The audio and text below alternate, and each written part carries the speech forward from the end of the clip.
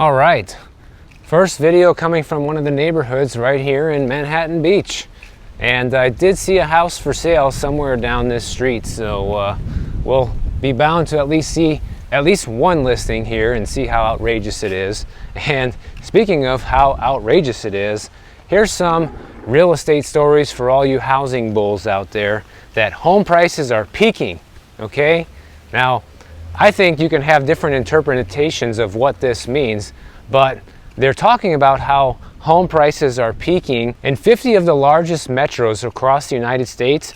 27 of those cities now have either returned to or surpassed their prior housing price peak. Now, think about this. Last June of 2022 was the peak of the housing market up until now. Once again, we're seeing peak prices in June 2023. Probably this data is from June because July's not even over yet. It's not really a big surprise to hear stories like this, but I know people who are on the other side of the argument that housing's never going to go down and things are going to last forever and housing's just going to go up and up and up, look at stories like this and say, see, told you, but never mention the fact that real estate is seasonal, okay? That's the number one thing that everyone forgets about with this argument. And look at this. It's only 27 out of 50 of the 50 largest metros are at or above the peak of 2022, right?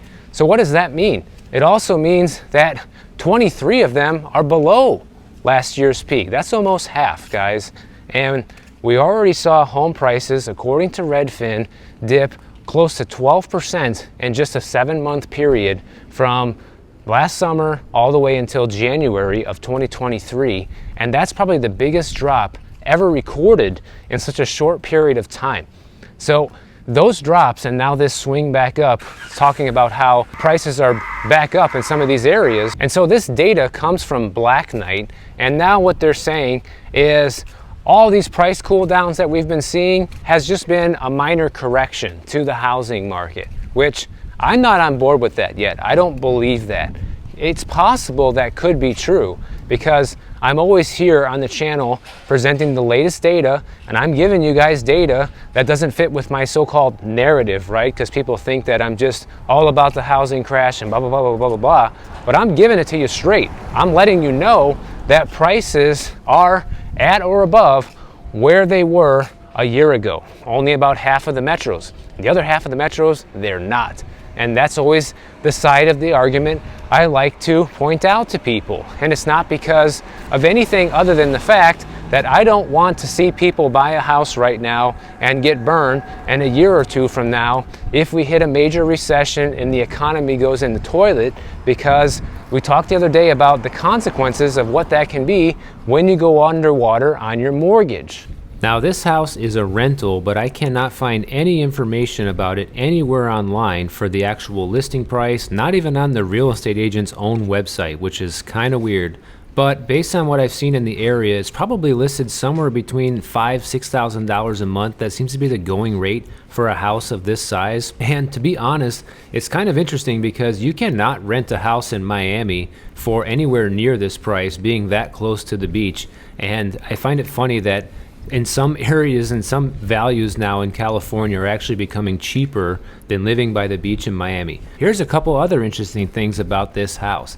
The owner bought this house back in 1982 for only $219,000. And here's what happens when you bought a house that long ago here in California. The property tax bill is still only $5,200 a year as of 2021, which is unbelievably low for a house that's probably worth somewhere in the neighborhood of $2.5 to $3 million.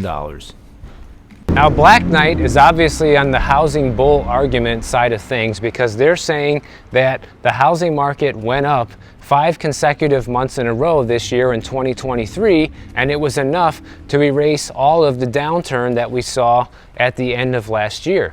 But my question is, what's going to happen now the second half of this year? Does anybody out there watching this think that things are going to continue to go up throughout the end of 2023? Because that's not what happens historically. Every single year, the prices start to dip. But here's the problem. it's not just that we have the seasonal fluctuations that are working against us, but we have the problems that we're facing with the economy that are working against us as well. And nobody knows when the bubble's going to burst, because the way things are going, it could happen at basically any moment right now. But I would also say that there is a strong possibility that the bubble will not burst because of all the artificial things that the government has been doing to try to make sure it doesn't burst before election season, right? Because this is something that they always do when there is an upcoming election. They try to do anything they can to make the current administration look good, doesn't matter which side it is, in order to try to hopefully get reelected, right? But here's the real problem, and I've said this before and I'll say it again, that we have a shortage of inventory, guys. And I'm not saying that there's a shortage of homes in the United States. I'm saying that there's a shortage of homes available for sale. They're out there. We're walking past a bunch of them right now. But so far, we've only seen one for sale sign, right? So it's not like there are no homes. They're just not on the market. So what we need to see in order for things to really turn around right now is some sort of an event or some sort of recession, right? That's an event. Something that is bad for the economy or bad for the housing market that will make inventory go up. Historically speaking, something like that always happens sooner or later. So it's just a matter of time of when that will happen and what it will be, not if it will happen ever again. And to just give you an idea of how bad the inventory situation is right now, as of May 2023, inventory on the US housing market is 51% below the pre-pandemic supply. And I have covered that before, and it is true, guys. We just don't have the amount of listings that we need to have a healthy housing market. And it's literally the last leg that this market has to stand on, because as soon as the inventory gets back to a more historical normal level, that's when you're going to see home prices really start to come down, in my opinion. And to sit there and say that we're never going to have inventory again is kind of ridiculous, right? Because that's just not how things go. People buy homes, people sell homes. They're not going to hang on to all the homes that they have right now forever. Eventually, all these places you guys see, someone's going to sell it. And if they don't sell it, they'll pass it down and someone will inherit it. And we know there's a 75% chance that the person who inherits it will sell it. So real estate will come to market. There's just no way of knowing when or where and what will trigger it.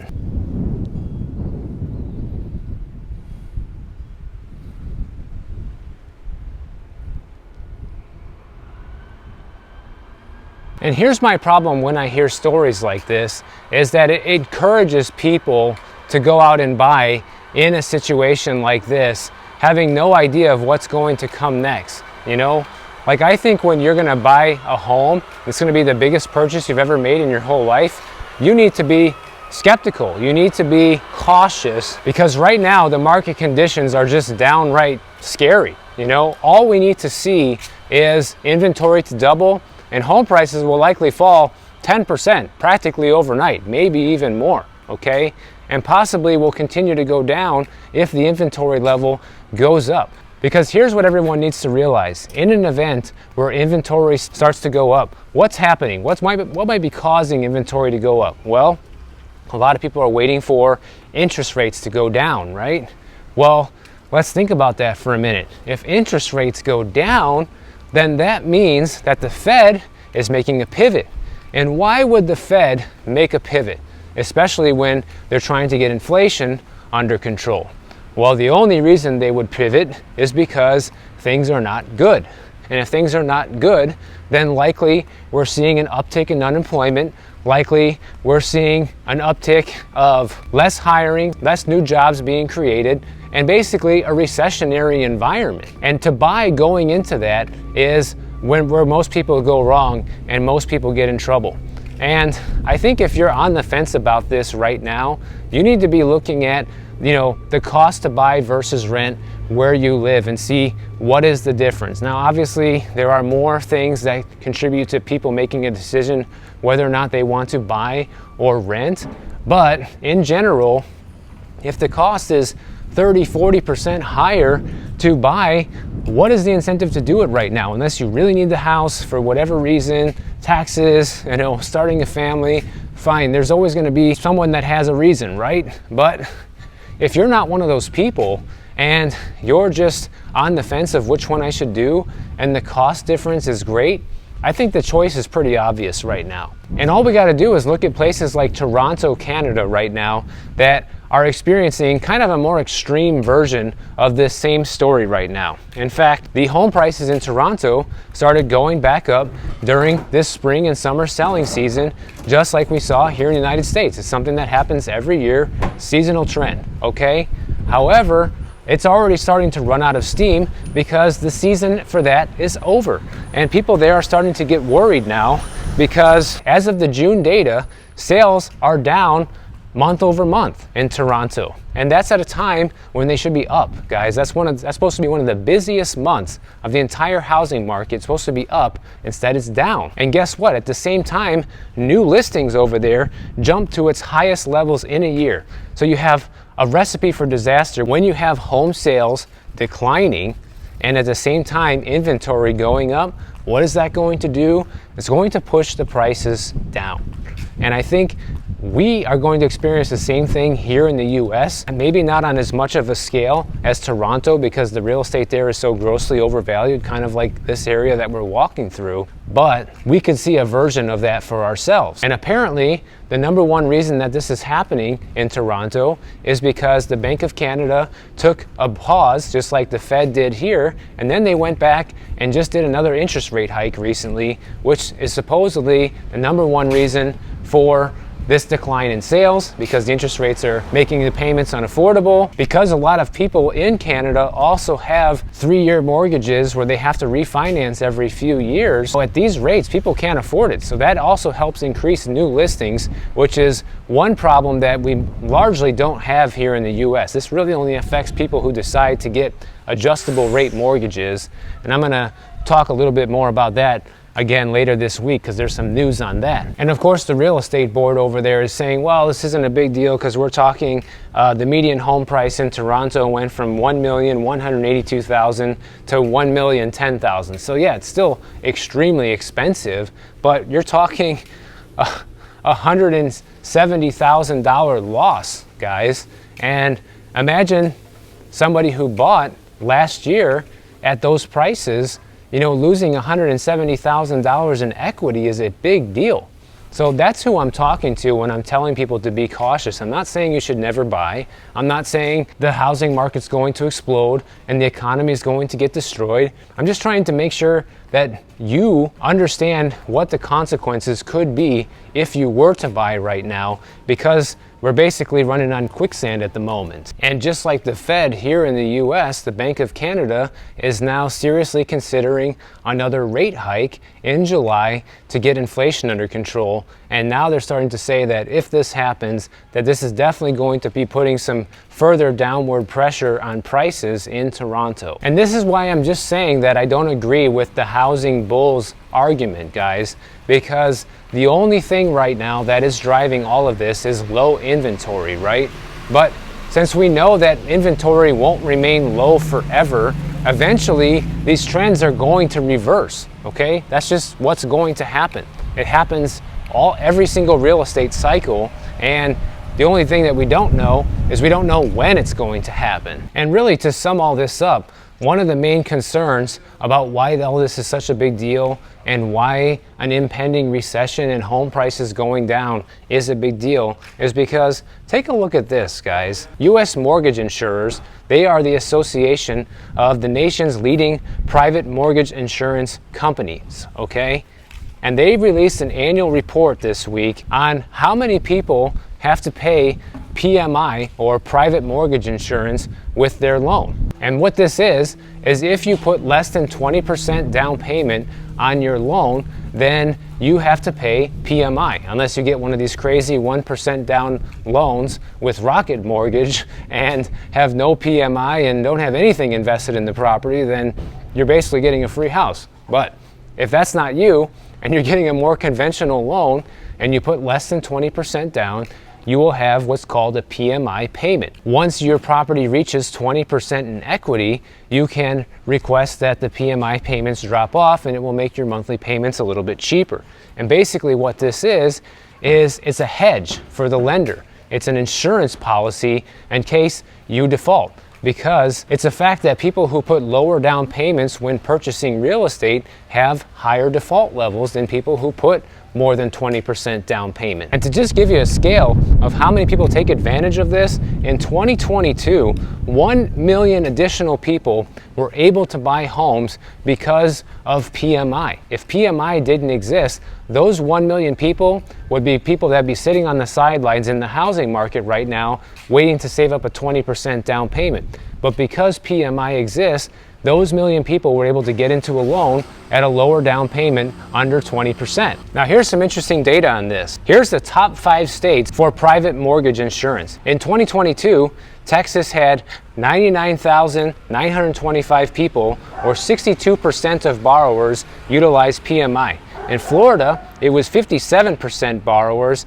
at 76,000 people. In California, right where I'm walking, 72% of buyers utilized PMI. In Illinois, 67% of people utilize PMI. In Ohio, 62% of people that utilize PMI. So you're talking more than half of the buyers in these markets utilize PMI in order to be able to buy a home. In Florida, for example, in 2022, the median price of a home that was purchased was $422,000, and the person who purchased this home was making $59,000 a year. And so what this report says, that without PMI, it would take the average Florida home buyer 45 years to save a 20% down payment of $97,000 and 16 years to save up a 5% down payment of $33,000, guys. So there you go. Just that one instrument alone that we have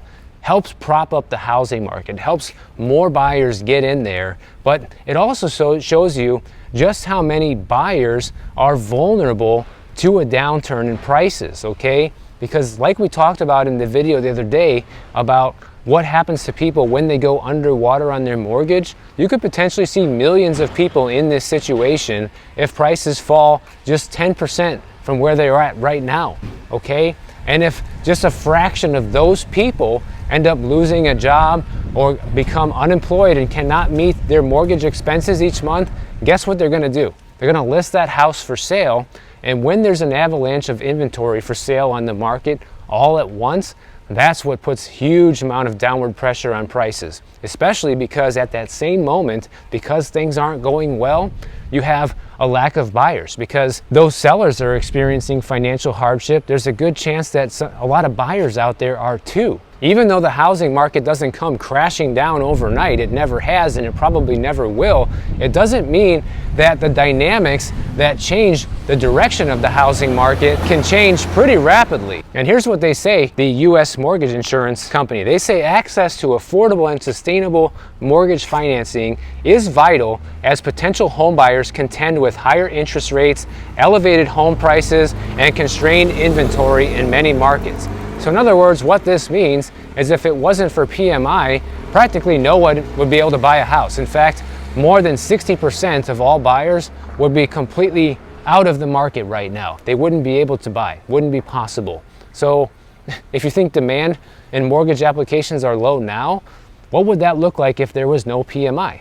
Now, I'm not saying this is going to go away. Of course, it's not going to. This is a key component of what keeps the housing market moving forward, so there's no way they're going to get rid of that. The government wants you to buy a house, and you can buy at your own risk. They don't care if things are about to turn around or not. But that's what I'm here for, trying to just give you guys the other side of the argument and show you what can happen if you do and make a big mistake. And I've told you guys this before too.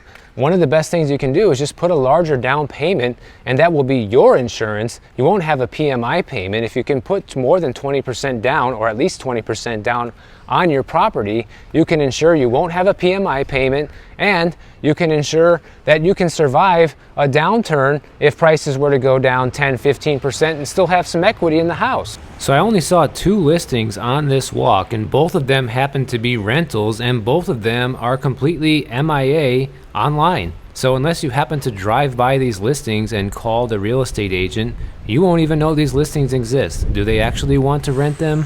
I have no idea. But at this rate, they're probably never going to get them rented because, you know, you're relying basically on foot traffic here, and really exposure is the name of the game, especially when you're going to be charging boohoo bucks when it comes to rental prices.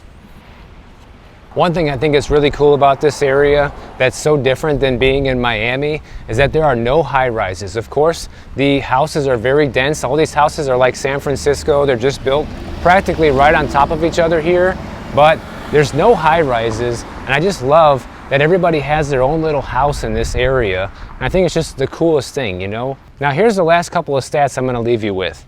It could take 45 years on average for a U.S. household earning the national median income of $70,000 to save a 20% down payment to buy a $392,000 house. That means basically never. Not in your lifetime you would ever be able to do that. Nearly 62% of purchase mortgages went to first-time homebuyers. About 35% of PMI users had annual incomes below $75,000 a year.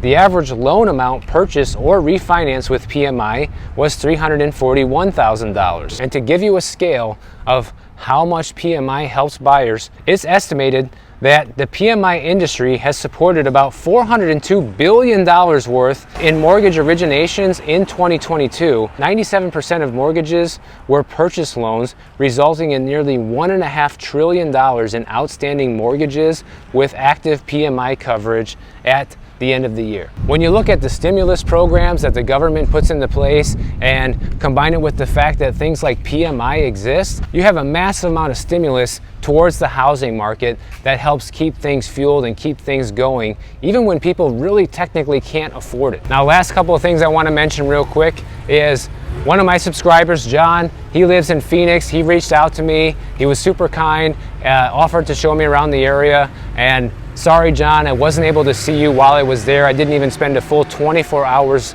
in the Phoenix area. I was in Scottsdale, in fact, and I was just passing through. Didn't have time to see you, but I do have friends that live in the area, and maybe next time when I'm there. And I also want to give a shout out to my dad's neighbor, Officer Zach Smith. He is a super fan of my channel, according to my dad. He watches all my videos. He loves this channel. So thank you, Officer Zach Smith of Belvedere Police Department, for being on Team Michael Bordenero. Really appreciate it, man. Now, if you guys enjoyed this video, please subscribe to the channel. And if you don't want to wait for my next video to come out, check out this one on the screen right over here, and I'll see you in the next one.